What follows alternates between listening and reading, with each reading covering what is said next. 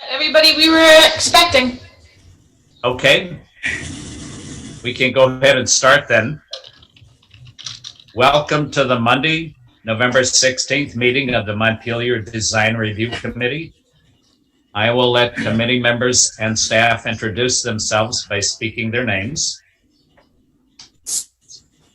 Martha Smirsky.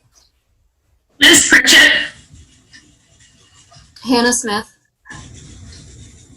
Ben Cheney. Eric Gilbertson. Steve Everett. Meredith Crandall, staff. Sparky Potter, Woodenwood Signs, representing RK Miles. Well, good. And before we get started with the first application, Meredith, would you like to review the remote meeting procedures? Please. Sorry, I know it's probably boring for all the DRC members, but just in case somebody new is watching over at ORCA. Where are we?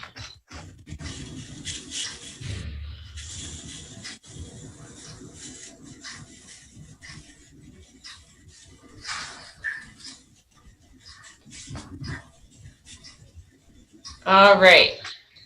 So can everybody see this document on their screen? Yes. All right, great. This is for those viewing the meeting over the ORCA media to let you know that you can participate in the Design Review Committee meeting via the Zoom platform. You can join either by using this link here, or you can call into the meeting. For either option, the meeting ID and passcode are here. You can also download the complete meeting packet at this link. And if anybody has problem accessing the meeting, please email me at mcrandall@montpelier-vt.org. Also, if you're in the Zoom meeting and you're having difficulties while accessing video conferencing features, please message me through the chat function in Zoom. All right, so for a little bit about participation, please note that the Zoom meeting is being recorded as well as being streamed live via ORCA Media. Turning on your video is optional. Public testimony will be taken verbally, and the chat function that I mentioned earlier should only be used for troubleshooting or logistics questions. Please keep your microphone on mute when you're not speaking to reduce background noise. And for those participating by phone, if you call in, *6 will allow you to mute or unmute. We don't have anybody calling in by phone, so I'm going to skip the rest of that about phone.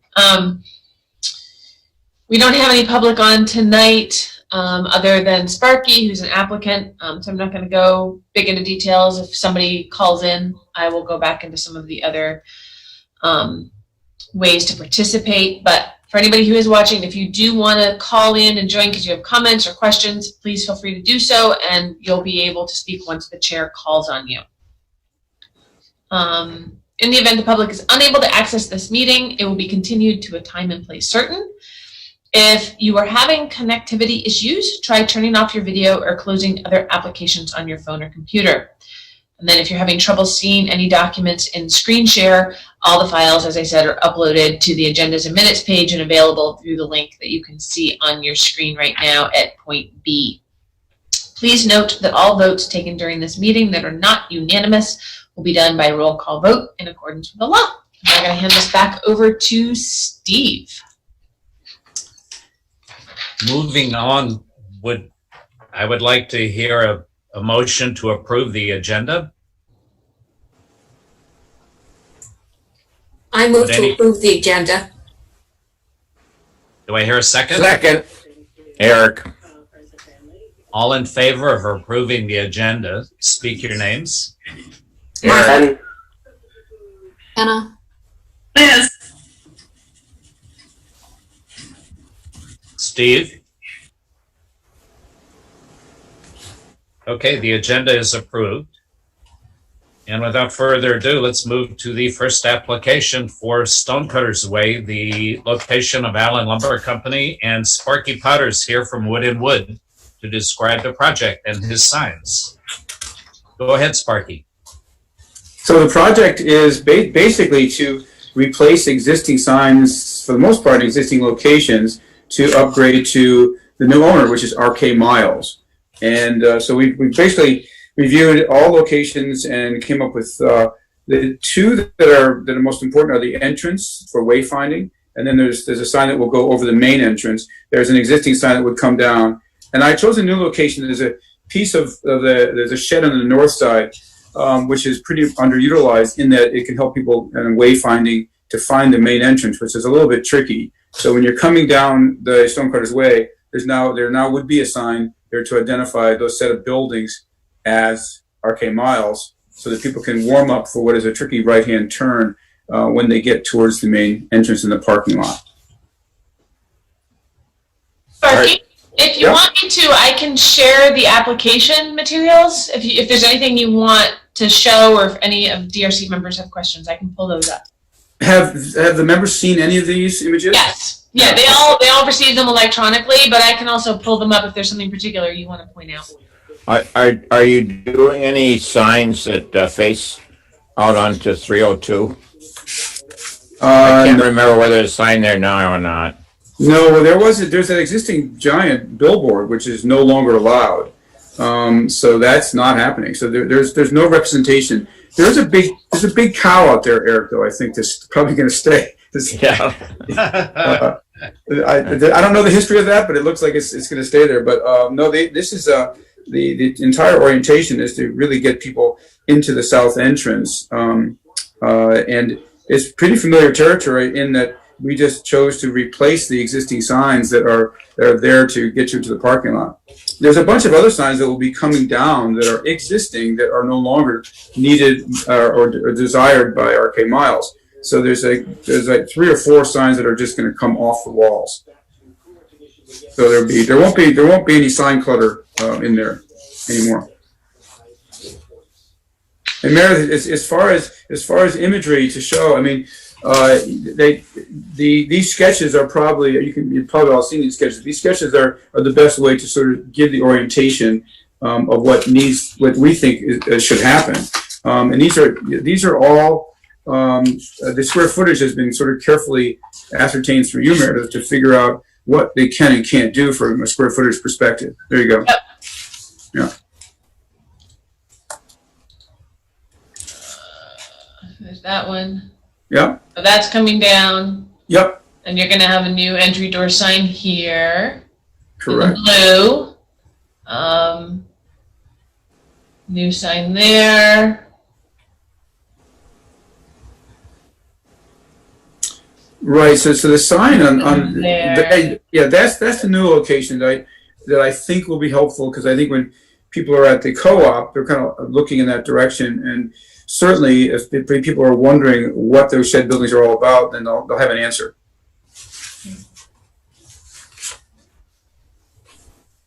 And we tried all kinds of ideas out. Some did not fly, like freestanding signs, because that's a tricky turn right there. So I was contemplating a freestanding sign that would allow people to see from both directions to that entrance, but it was not allowed. So we're settling with what's there. Was there ever a sign on that building that the length of it faces, the backside faces the river, so you could see it across the river? Well, that's what we were talking about. There's a billboard there. It's Yes. It's like 120 square feet or something. I'm not aware, Steve, if there's anything ever before that. But I understand the grandfather condition does not apply here. So I don't think that they will have the square footage to have anything large enough to be read from across the river. And the image that's up on the screen, the Allen Lumber Company, that'll come down. Yes. Images cover up what it says, so that'll come down. I would bet that most of the people that go there know where they're going. I think you're right about that, Eric. This is not going to be not a lot of newcomers. Sparky, what's the size of the lettering on the largest sign that's being placed on the building with RK Miles? Okay, so the copy size is the M in miles is 9 5/8 inches tall, and the lowercase letters are 6 inches tall. So it's not a giant sign. These are basically 24 square foot signs, and the north side and the south side are the exact same size. Now, on the back of that building where that billboard will be coming down. Will that large billboard facing across the river, will that be coming down? Yes, it will. I'm not sure if, I think their staff will be taking that down. In fact, I'm sure they are. Yeah, I know it's just not allowed, so it has to come down. If the largest letter in the RK Miles sign is 10 inches, I mean, viewing 10 feet for every inch of sign, that gives you a viewable distance of 100 feet. Would that not give you enough distance across the river to do a 10 or a 12-inch sign to replace the billboard? You mean like something, Steve, that would go on the building? That's certainly a decent idea. I think 10 or 12 inches might be a little small. It might read. I would think something in the 16 to 18 inch range would definitely read. But that's something that'd be easy to experiment. We just could go out there and give it a shot. I'm not sure if there's enough square footage though left in what's allowed to RK Miles to do something on that side. Am I wrong about that? I don't have the numbers right in front of me because the sign permit attachment that you included didn't give us the amount of signage allowable on the property based on the district. That part didn't get filled in, it doesn't look like. Okay. Is somewhere else on here? I know I worked it out previously, but it's been a while, so I don't have those numbers in my head. No, I think you and Trish worked it out, and I believe we came away thinking that there was no more square footage that would be allowed under the current regulations. I'll double check it. Sure. Especially if the DRC gives their thoughts on it. But normally, we try to make sure everything you're asking for goes before them. Okay. I certainly wouldn't object to a sign that was readable out on Barry Montpelier Road. Great. What we could do would be to give the option of adding an additional sign similar to the ones you're putting up with RK Miles, with a maximum letter size of 16 inches, subject to the allowance of total square footage. Great. That'd be super. We're actually doing something like that for St. Johnsbury in their application. There is a sign that has a similar viewing distance, and I think it's we drew a sign that's like 2 feet tall by 23 feet wide, and the copy is about that size that I just mentioned. So we kind of have a sign drawn up that could do it, but it'd be great. I'm sure they'd be thrilled if that was a possibility. Well, I think that that's a big side of the building, and a sign there makes a lot of sense to me. Me too, and there's always been one there. So it's like when you drive by, you look across, and you go, "Okay, I get it." It's certainly a little less imposing than the billboard. The billboard is definitely a billboard. It's one of the few left in Vermont, I think. It's big. Well, that's great. Go ahead. What's the size of the sign in St. Johnsbury? I think it's about 2 foot tall and about 23 feet wide, with copy that is approaching 16 to 20 inches. I don't remember, but it's a one-liner too. So instead of having RK Miles in their typical logo fashion, we've taken just the RK Miles individual letters and made them all the same size in a one-line kind of approach. I'm curious, does it say Allen Lumber? I guess I can't visualize it. It does. It says Allen Lumber, and it also says, let me see, it also, it just says Allen Lumber. It also advertises their showroom. Okay. I mean, I can kind of show it to you. It's right where my finger is. Oh, yes. Okay. Yeah, that is a big one. Okay. Yeah, thank you. Yeah, it's a nice facade. It could easily handle a sign. Yes. The cow might have to move over a little bit to make room, but that's a big cow right there. It's just giant. Oh, yeah. I'm curious what the story is of the cow. I did ask that question and did not get a straight answer, so I don't know. I think it might have just shown up there one day. It's not considered a sign, so. Correct. I actually believe Allen Lumber paid to have it painted there. Okay. Sparky, what is the material of your signs? It's a kind of a newer product. It's aluminum that's sandwiched with an acrylic core. It's called, one of the manufacturers is called Dibond. It's a nice material. It allows, it's a lightweight material, which is its only problem. It doesn't, you can't use it in heavy duty, like windy areas, but it's a decent material. It's going to last a long time, and it's kind of, it's inexpensive compared to other ways of preparing sign faces. But if you want to look at it, so basically it's two aluminum pieces with a core of acrylic. Okay.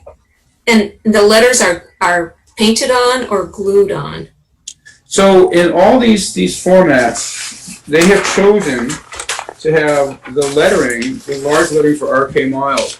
The RK miles portion of it is going to be cut out of like a 1/2 inch or 3/4 inch sign foam. The lower copy is all painted on the surface, and the blue is a painted surface. Okay. So it's an all painted sign basically. So it should all weather at about the same speed. Okay. Thank you. So there will be some. I'm sorry. Go ahead. Just a quick question. The one size sign was 40 inches high by 86 inches long. Yes. What was the size of the larger lettering on that sign, the miles? That's the one there's two signs that are that size. It's the north and south sign. So they're Right. both closing in on 10 inches tall. Okay. The one that goes over the front door, those letters are 6.5 inches tall for the M and 4 inches tall for the R.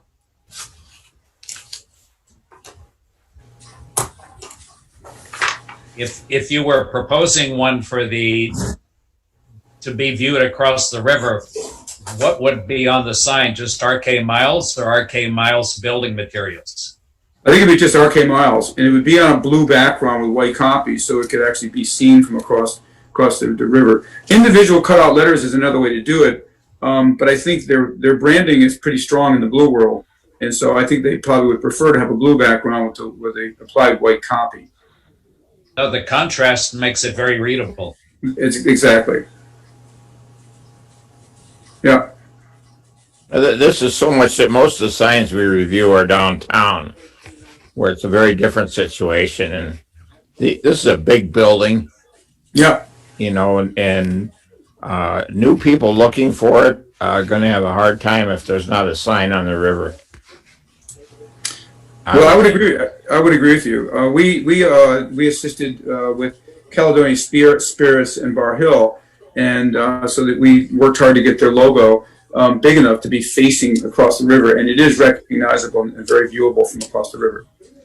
They chose to go with their logo versus going with the cutout copy. With 16-inch lettering, what would be the largest sign size to accommodate that? Say 2 feet or 3 feet by what? Well, I mean, if it's 16 inches tall, I think that the background of the sign panel would need to be at least 2 feet, maybe 2 feet and change, maybe 30 inches, something like that. So, but I mean, if the town is going to give more space to them, I'm sure that they would love it. For example, if you went from a 16-inch letter, which is good size letter, to a 20-inch letter, which is this, then you'd probably want to have a more like a 30-inch plaque behind it. I could actually send you over the drawing that we've done for St. Johnsbury. It hasn't been approved yet, but it's done, and we can send it so you can see what that looks like and the relationship of that the distance, across the railroad tracks, over hill and dale. It's the same kind of thing. What we could do would be to, as long as it's the same motif as the other RK Miles signs, we could just give you an option to add a sign on that size, say up to 30 inches by 20 feet, subject to the limitations on the site. Okay. That'd be great. It might be a little bit wider than 20 feet. It might be more like 23, 24 feet. And it would be made in sections. It'd just be basically, you take these sections and put them up, in 8-foot sections. But across the river, you'd never see that. And then again, a 16-inch letter is actually visible from probably 160 feet, according to the 1 inch per 10. Right. If you were to walk out of Shaw's supermarket door and look across the river or across the street, across Main Street, to the Sarducci sign is very readable from that distance. And that's 200 and some odd feet, and their sign's 12 inches high. Oh, really? Good to know. Great. So okay. So then these parameters sound good. I think anywhere in that range would work. Certainly my experience with distance reading, especially if you're in a car driving by, you get that kind of that one glance at it. And so I think in some respects, the bigger it is, the better for that potential to read well. For example, the lettering that is currently on that billboard, the A has got to be, I don't know, 30 inches tall, I bet. I didn't go out and measure it because you'd actually fall in the river if you tried to go out and measure that thing. It's a pretty steep bank there. Sparky, this is Meredith. So I just did some quick calculations. And maybe between Trish and Audra, there was some debate as to how we factored in the wall signage allowance. Okay. But based on what I just did, if the numbers off that site plan, if I got those right, you're looking at over 100 square feet of wall signage allowance. So okay. You only have, right now, you just have the 3 signs that you're proposing, right? Yes. There's because customer parking is directional, so that wouldn't count towards total wall signage. Yeah. So you've got, 2 24 square feet and 1 10 square feet? Yep. So that gives you room for another sign on the back to facing the river, for sure. Right. How much square footage is left? If my numbers are right, and I'll want to go back over it with Trish, but I think they have a total allowance of 135 square feet, and they've used less than 75. They've used less than 60 square feet. Cool. Because you're taking off all the other signage. We are, yeah. Right? Hold on, there's the, what's that one there in the end? The north end? Hold on, I'm going to pull this back up. My share screen. There was the showroom sign. Is that coming off? That's gone, yeah. Okay, that's gone too. Then yeah. Actually, RK Mills did not want it. They didn't figure they needed it. And this is a great conversation because it ended being that someday they'll talk about a sign that could go across the river and ask for a variance. So this is great that you're bringing this up. Yeah, I'll make sure that Trish and I are really, really clear on what counts as a facade. Because she and I had this conversation about Caledonia Spirits, but I think she and Audra discussed it about the RK Miles location versus Trish and me. So sometimes that's comes out. Okay, awesome. Thank you. So if the total is 135 less 60, that gives you 75 square feet remaining. Yeah.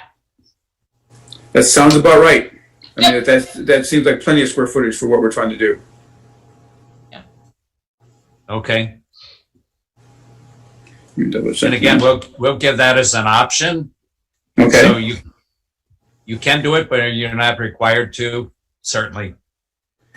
Right. For the one in St. Johnsbury is actually more like 50, 60 square feet. So this is great. This will work great. Thanks, Eric, for bringing this up.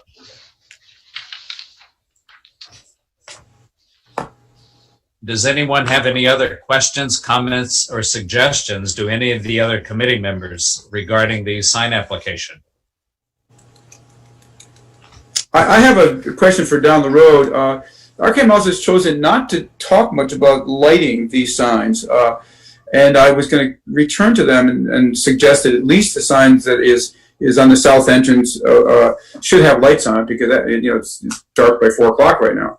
Is there anything that would prohibit them from having lighting on the shed above the main entrance on the south side?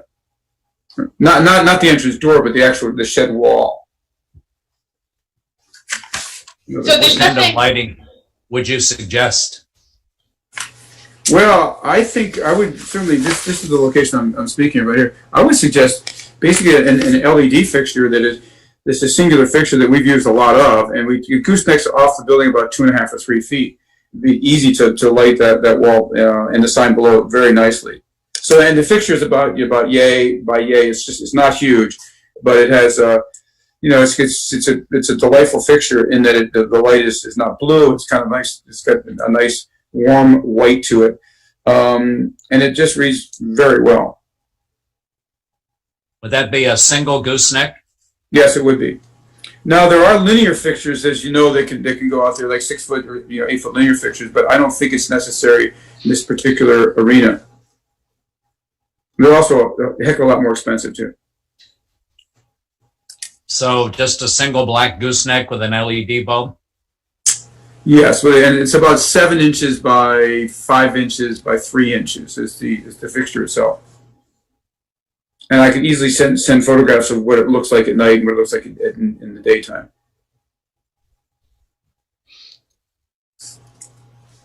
so for the zoning permit part, outside of the design review part, I would need to get a copy of the specs. Yeah.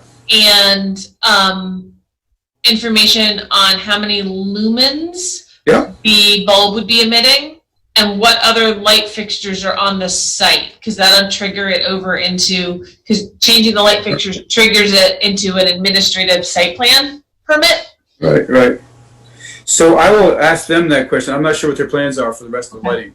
The only other, where the front door is, they'll change a bulb, and there's already sort of a can light there. So this is the only location. I don't think the north side would really warrant it, but I don't know what they're going to be doing for sort of ground lighting or wall lighting. So I'll ask that question. Awesome. Meredith, could we give the option for a single gooseneck subject Yeah, you can do to that under administrative the, approval? yeah, you can do that as for design review approval, and then that way that'll roll over. I think that works well. I was just trying to figure out a way to do it so he didn't have to come back. Yep, exactly. Thank you, Steve. I think you can do that, and then we can always, we'll just roll it in and hold off on the actual permit for a little bit till we get the details on the light. Okay. Any other committee members have any suggestions regarding the lighting? I just want to make a comment. I'm not usually an advocate for signs, but this is such a huge building that I think it looks silly without good signage. Well, to your point, Eric, I think now that I've heard that there might be 75 square feet remaining, I would be thinking about going back to the main sign of the south entrance and increasing the size of that sign, because it is the main entrance. The north side I think is fine, but that particular sign could grow and be maybe a better fit in terms of scale on that big shed building. So that's a good point. In other words, instead of having 40 inches by 86 inches, maybe it becomes 5 foot by 8.5 feet or something like that. Because I think that would certainly be closer to the size of the existing sign that's there. We were under the impression that we could not exceed 24 square feet for any one sign, so we scaled it down. Well, I don't want to say I approve anything that's against the regulations, but it's a big building, it's a big operation, and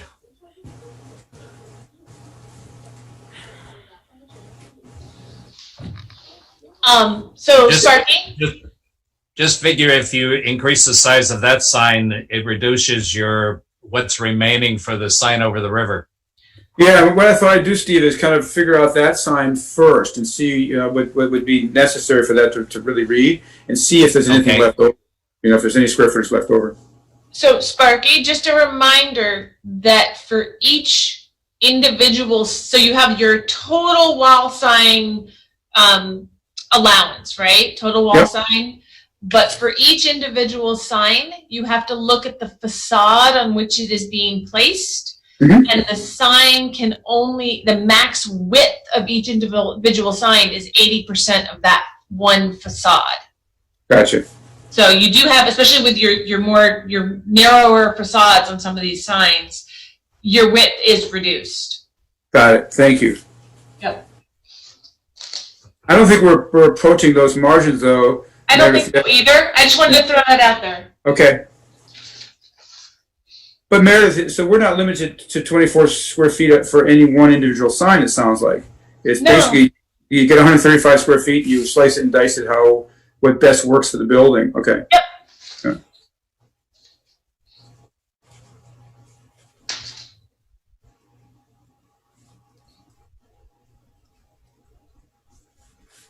What's the designated location for that sign you're thinking of enlarging? It's on the south entrance. It's this one right here. Okay. Right now there's an existing sign that's just, very large. It's what's there right now. Yeah, there you go. Yep. Right. That, Yeah. so right now, that would look, let's see, you said it's a south facade, so that is, Yep. What's the size of the, Sparky, what's the size of the Island Lumber sign that's there now? Let me see.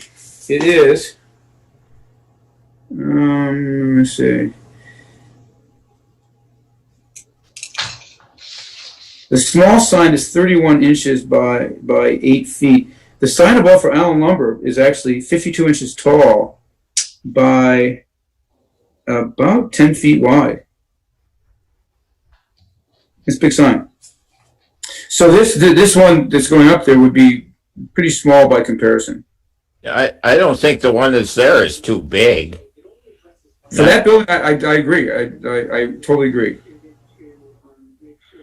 What we can do is just say you could increase the size of the proposed sign at that location to up to the square footage of the existing sign. Sounds fair to me. But then you have to balance that out with the size of the sign facing over the river. Correct. And of the two choices, the one over the river would really have to read well, otherwise it'd be kind of a mistake. And so I think that I would pay attention to that first. Okay. Again, with the existing application, you had a total of 60 square feet. You had left 75. So a 3 foot by 25 foot sign would give you your 75. Right, and it's possible that sign could, I'm gonna just look at it and see if it can be more like a 2 foot by 20 foot sign and still do its job, because you don't really need that much more square footage. You need another 4 or maybe 8 square feet to make the south side sign similar in size to what's already there. Uh-huh.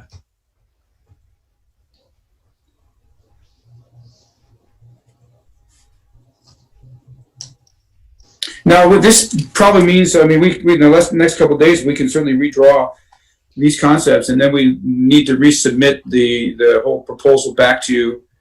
just to me. Just to you, okay. Just to me.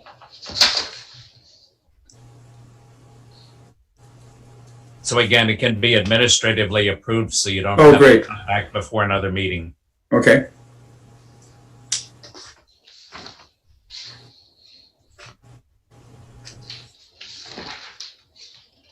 Does anyone else on the committee have any, again, comments, questions, or suggestions?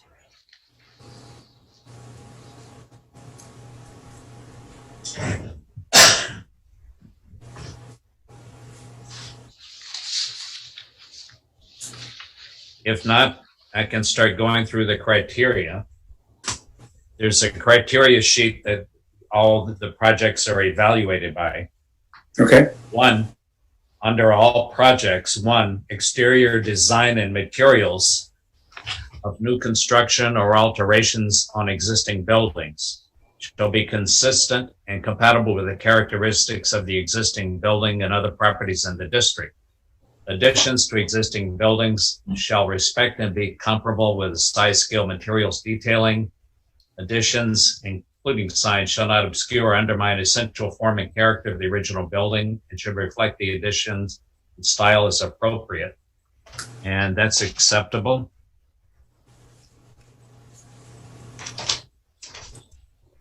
And then there's one down below for signage. And this has to do with removing a sign. When removing a sign, evidence of the sign's installation must be removed to the greatest extent possible. And that's acceptable. And most of these locations, you're replacing an existing sign with a new sign. Steve, does that mean, for example, repainting a background if there's shadowing or anything left over? Okay. As much as possible. Okay. And in certain spots, you're certainly fading from age and sunlight. Right.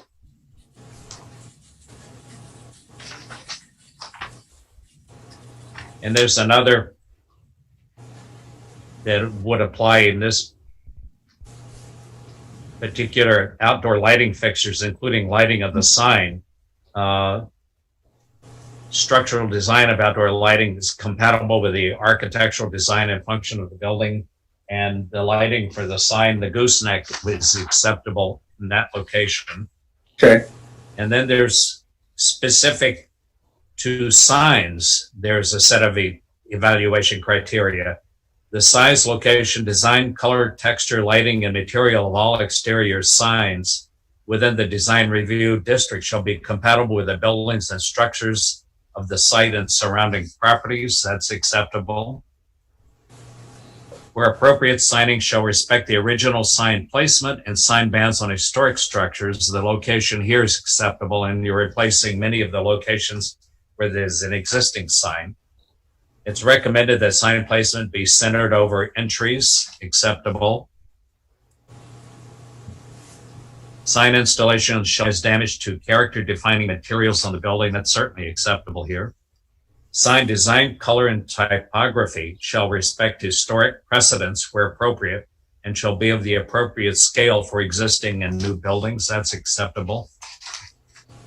Sign support structures shall be compatible with the building architecture and must not be overly complex or dominant in and of themselves. That's acceptable. Lighting fixtures for signs on facades of historic buildings shall not conflict with or damage the building's architectural integrity or cover or impact character-defining architectural features. That's acceptable. And then lighting fixtures for signs mounted on all building facades shall be designed with appropriate housing, shielding, and photometrics to ensure that there is appropriate lighting levels and illumination that focuses on the sign panels exclusively, acceptable with a gooseneck.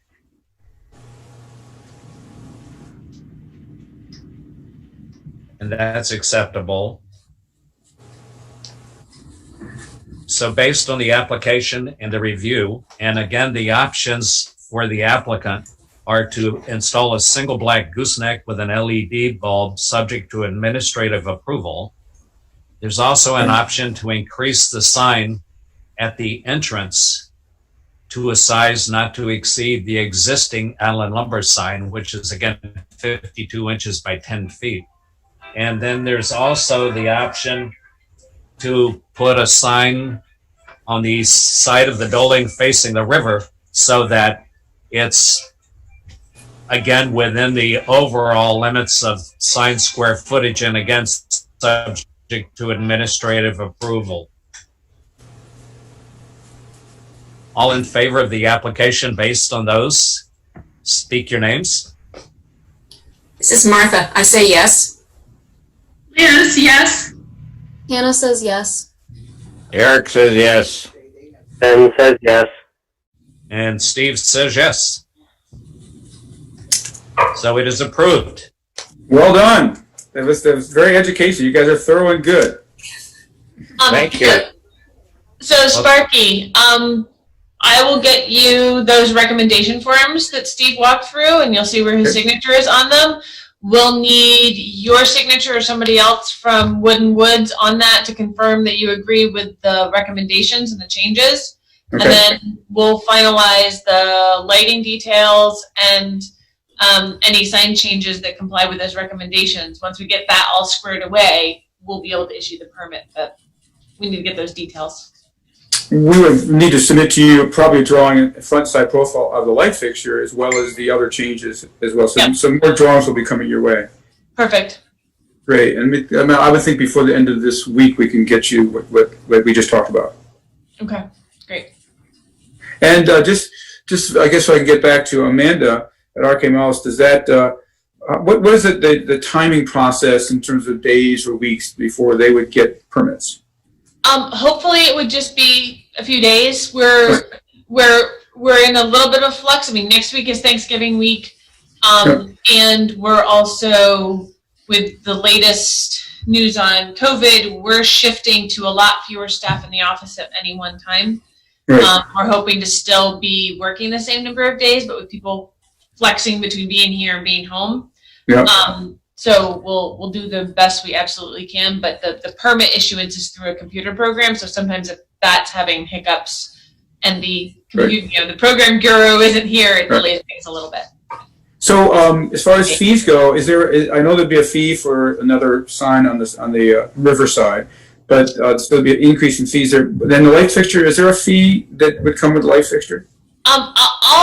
We can follow up with that via email, but that's going to trigger administrative site plan. I think I've got to go back to the fees and see what Audra charged. Okay. That might be an added fee, but I need to go into the program and see what was charged to begin with. Okay, sounds fair. Great. Well, thank you so much, and thanks for thinking outside the box. That's really helpful for these folks. Well, I know that they're moving in, they're opening their doors, I guess, tomorrow. So it'd be helpful to have a sign indicating who's really there now. Yeah, it's interesting. They're not terribly worried about it because they think the transition is something that they're comfortable with. You know, Allen Lumber and the RK Mouse kind of living, you know, kind of as kind of one for a while. But they're very patient, very thoughtful. So they did more eliminating of signs than they did adding. So I thought that was good too. Like I said before, probably many of the customers aren't going to notice that there are no signs there.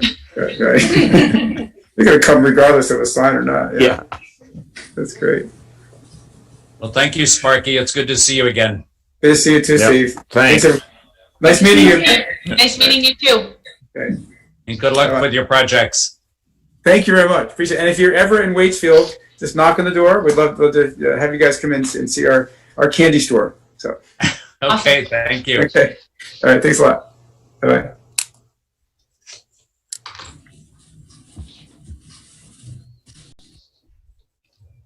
And the next item we can go to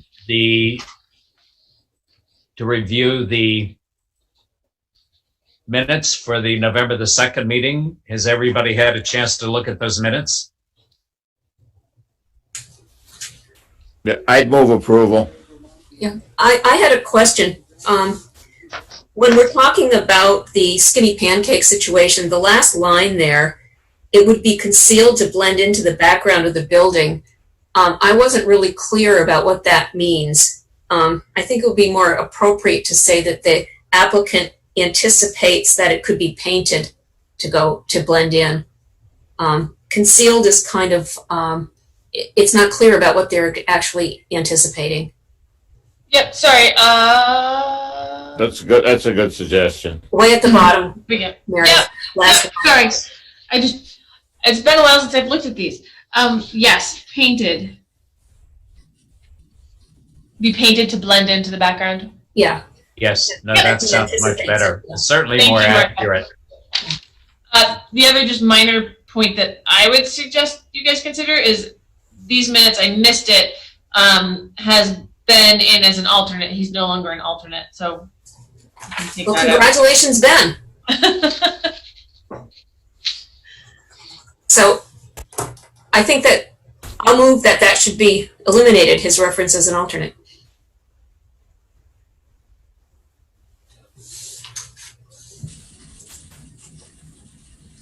Do I need to second that? Yeah, why don't you? Yes, Otherwise, I will. easily approved.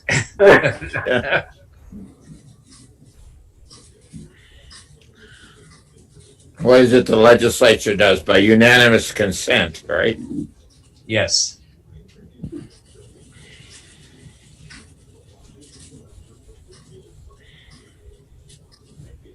And so the minutes are approved? Well, with those two changes, I approve. Okay, so you've made your motion. Do I hear a second? I second. Okay, good. All in favor of the minutes with those changes, speak your names. Eric, Martha, Liz, Hannah, Ben, Steve? It's unanimous. Meredith, have you heard anything about the skinny pancake? I haven't heard anything back yet. I know that they're conferring with Montpelier Alive about what to do, what they might be able to do on that new vent location. But I don't know if they've gotten confirmation that that would work technically, that location. So I haven't heard anything back from them yet. Thank you. You're welcome. Oh, Eric, I just realized I think we forgot to put the HPC CLG grant update in other business. I'm sorry, that was my oversight. I didn't know if, just a reminder, I didn't know if you wanted to bring that up. Go ahead, you can update it. You know more about it than I do.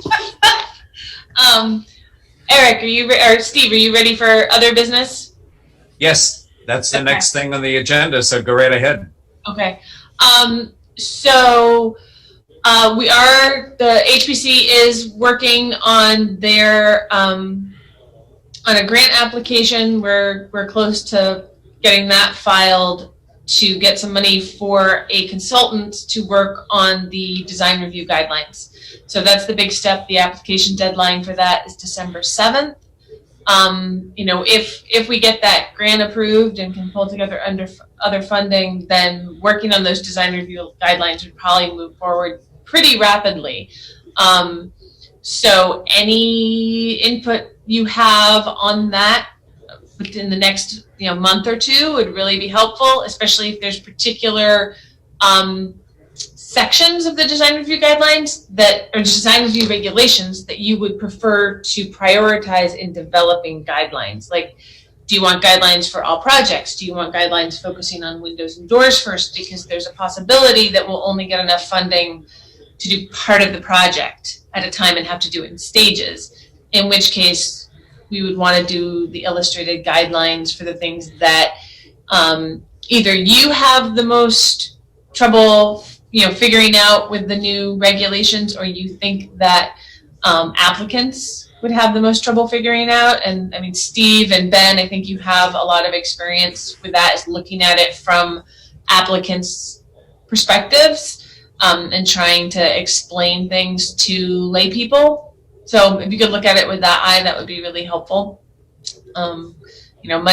Money's tight these days in city government, so I am anticipating that probably we'll need to do this in stages. So any thoughts you have on that would be great. And if there's any buildings that you think are amazing examples of design here in Montpelier or bad examples in other towns, let us know, because we're going to want to take photographs to illustrate the guidelines as much as possible. And we don't want to put up any what we think are bad projects in Montpelier. We want to go somewhere else to get those.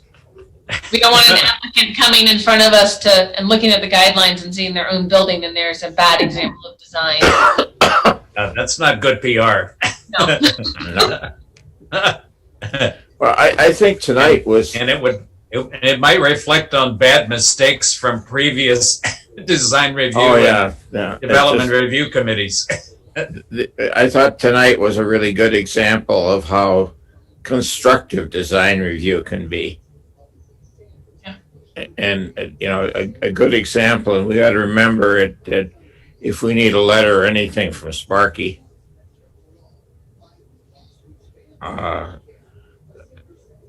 because everybody made good suggestions on those signs. I mean, I think it made a difference. We just didn't rubber stamp it or anything. A little customer testimonial on the design review committee website. Absolutely. We could use all the good PR we get too. Yeah, that's right. Yeah.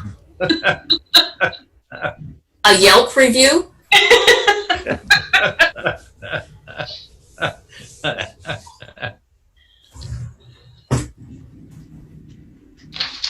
Oh, that'll be fun. Does anyone have any other business at this point?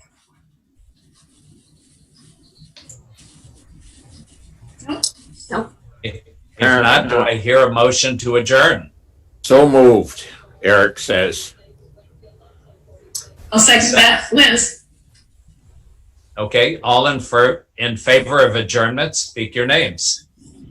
Martha? Eric. Liz? Hannah? Oh, you're muted, Ben. Ben. And Steve. So meeting is adjourned. Thank you, Steve. Thanks, everybody. Good to see you.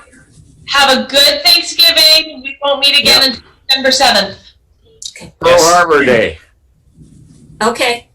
Thanks. Thank you. Thank you. Bye-bye. Okay, Bye goodbye. all.